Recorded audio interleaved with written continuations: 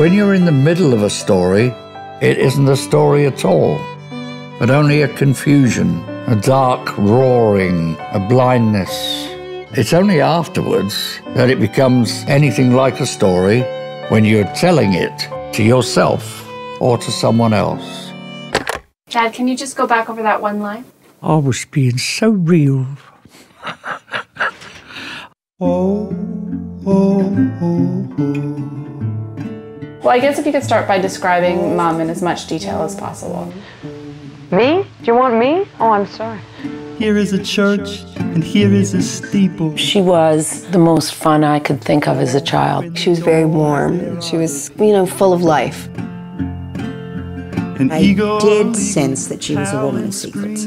She yearned for more. I never once left in between. I was on the fence. And I remember all of a sudden my mom not being around, and I can remember adults crying. I guess I'd kind of blocked it. What good is it going to do, you know? The family was a big enough mess. Mom must have thought, what did I do wrong that led to this? I told her I would never discuss it with anyone, and I never did. I think it's our family, and every family has a story. Nobody ever talked about it. What do you remember me saying? My God, all this stuff we've been joking about for years, it's actually true.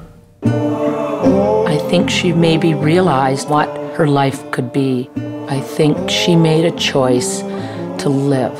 This is a great story. This is a great, great story. From misbehaving, I'm in the red.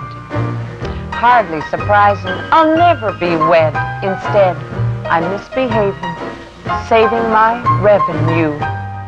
What would you say this documentary is really about? Is this a good angle for me?